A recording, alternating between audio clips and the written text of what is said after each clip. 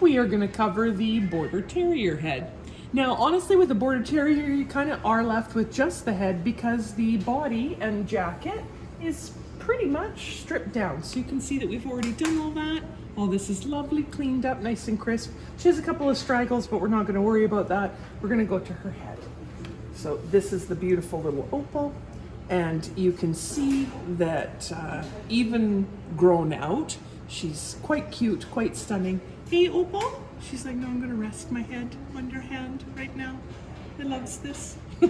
She's a beautiful little dog. So we've already stripped her ears out, but we are going to go to the top of her head.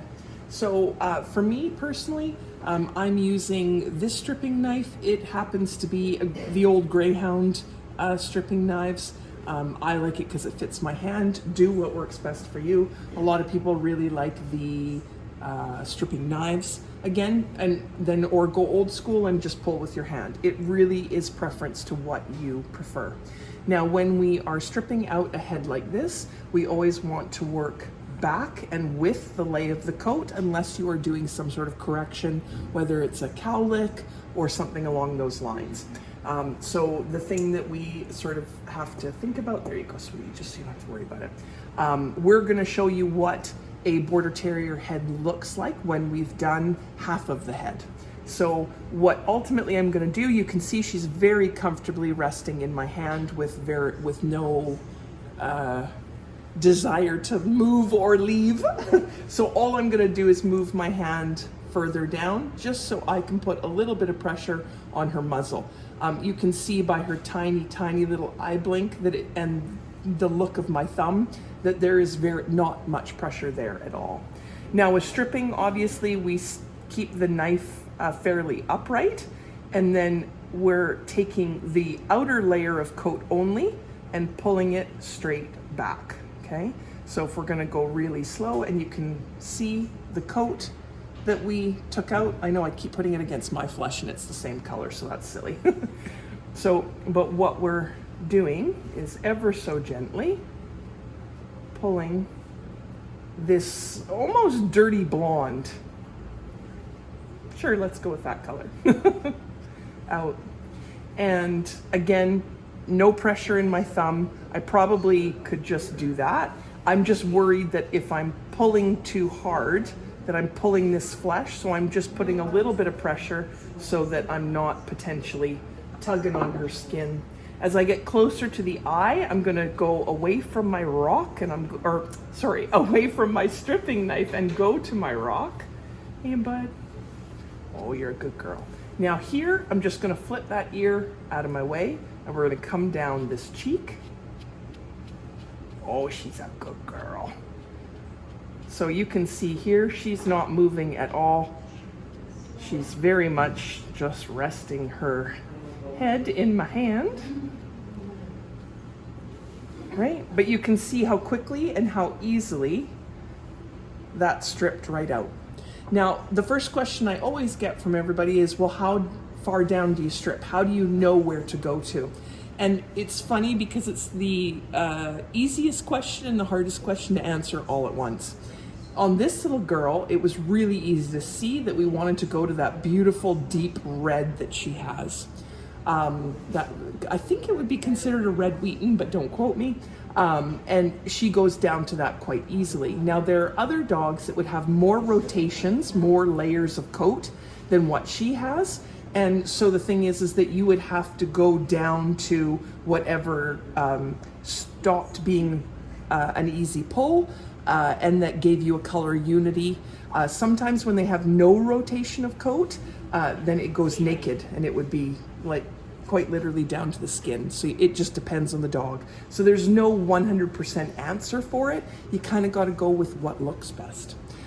She has, so if we're going to count rotations, because if your question is, well, Michelle, what's the rotation in terriers? So there's a couple different ways that the terrier people look at this. If we were going to count this, okay, and you have to get really close up. So what we're seeing right now is that is about one layer, right? If we go over to where it's longer, well, that's a whole nother layer. So, and then there's the layer that will come in, right? So we have one layer, 2 layer, and the layer that will come in. So technically she's at 3 coat rotation. There might be a hidden one in there, but I don't think so. At my salon personally, especially on companion dogs, we go for as many layers as we can get, because then they always look like they were freshly done. Now, for a lot of the show and competition dogs, you will see that they will always have either 2 or 3 layers, and so at some point they're gonna go naked. Now, I don't know about you, but my companion clients don't want naked dogs, right? So that's what we're trying to avoid. Border Terriers don't tend to hold a ton of rotations simply because they're stripped quite tight. So that's why they don't have all the rotations. So if you're looking at it, again, how far do I strip leads into the question of how many layers are there or how many rotations are there, and that's sort of answering that question as well.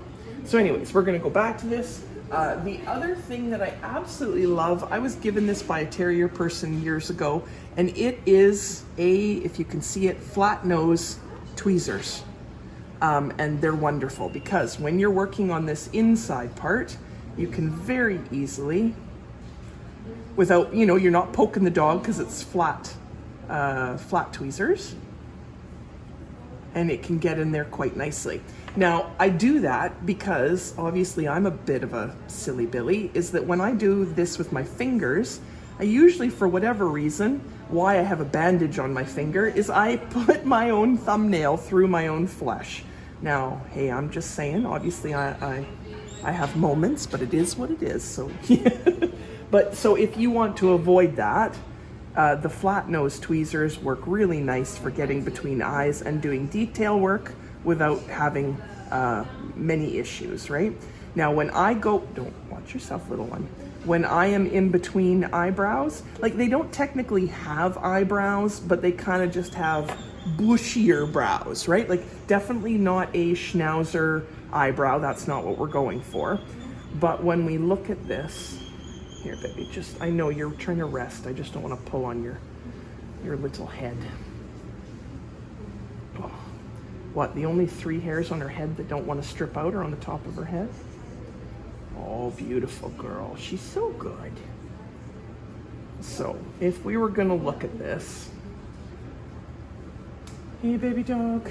Oh, yeah. Are you the bestest girl? Okay. Here, maybe if I cheeseburger her head.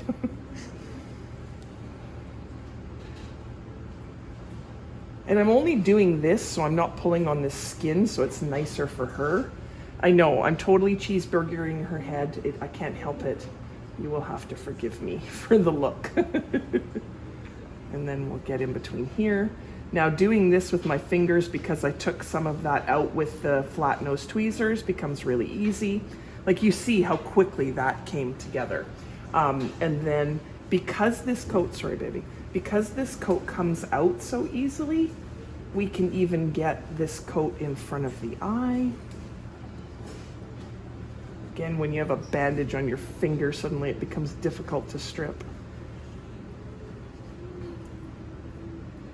Now, if you have the dog facing you or facing away, that is personal preference.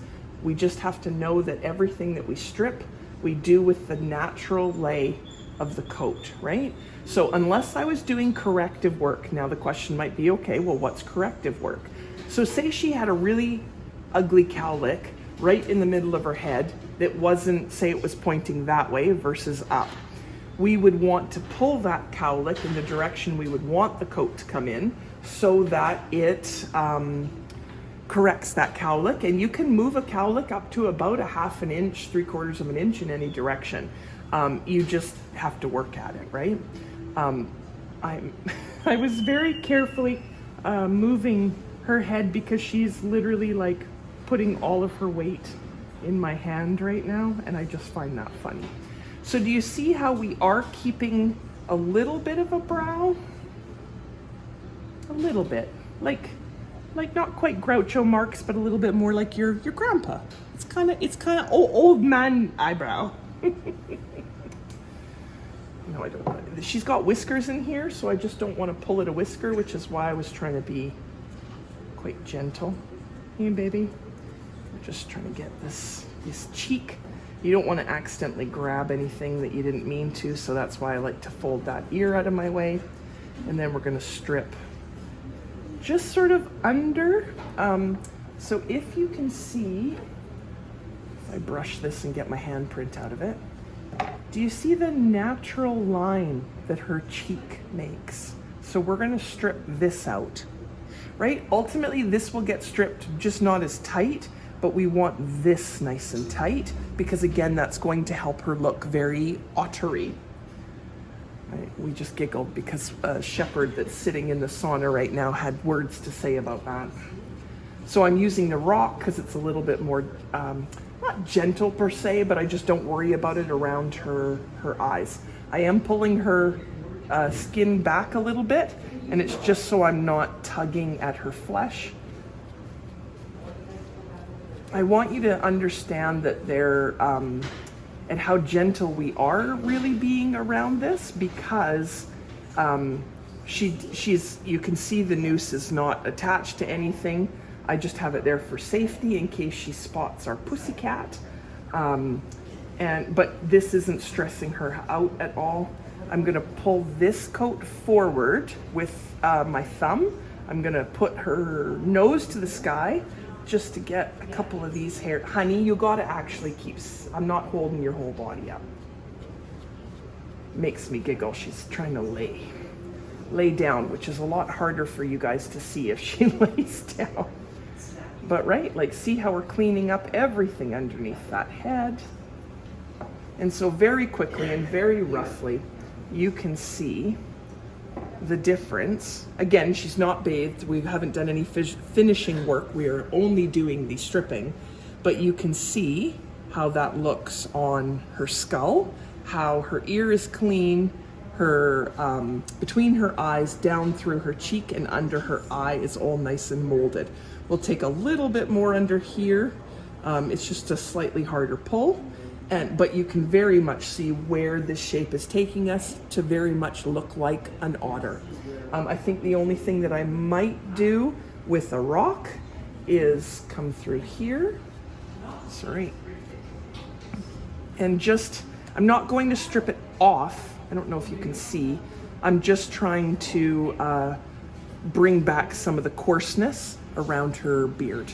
That's all I'm going for there. Hey, baby girl. Sorry, I end up cheeseburgering your head every time, don't I? Oh, yeah. She's like, yeah, don't do it, auntie. And again, if I was doing anything this dog didn't like, she's not in anything. So see, you can see not being in a noose. She was watching somebody, which she can easily do. So she likes to be here. She's really calm about it, right? We're not forcing anything about this. Because she's a very relaxed dog. You can tell because I'm not grabbing at her head or anything. I'm literally just have a flat palm. So very quickly off camera, we're going to do the other side so that you can see that. And then you can see what getting a full otter head on a Border Terrier looks like. So you can see we took some of this off. We're going to flip this ear over. And then we're going to come back again and work on this cheek. She is all but wanting to try and fall asleep, so I'm kind of giggling, trying not to pull on her little face, but it's like, sweetie, wake up. Like, seriously, one finger to hold her head, that's all we need. She's such a good girl. I know, you're such a good girl. Right, and then we're going to take all of this out. Well, you got to keep at least sitting on your own. Now, if you're going to go truly old school, when you are doing her beard, you would strip this out with your fingers, right? To get the shape that you wanted, right? Because we want her muzzle to be round. We want it to look very ottery. The thing is it just depends on the coat that you have, what your owner is willing to work and deal with. She's got a couple of little mad wool spots, but if we fixate a little too much, she might go a bit bald. But right, anything that sticks out, something like that, that's where you just demand that I hold your head, don't you? Right. We can pull that out. Right? And you can see how quickly that all starts to come together. But again, on the muzzle, you would just finger pluck around to get the shape that you wanted and sort of to prove that we're kind of getting there. If I comb all that, sorry baby girl. I know, I'm sorry. I didn't mean to. So we would then look at that face on, and then we can see like a little bit right there.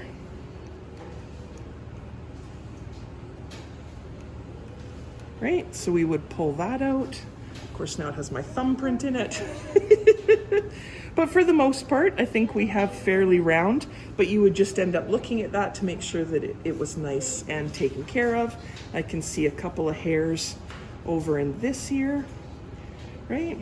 And the more that you sort of get a little OCD, like, you know, you're really getting in there and working on the different pieces of coat, and pulling it out versus scissoring it out, you will find that this coat just gets better and better and better. So I have a little bit right here.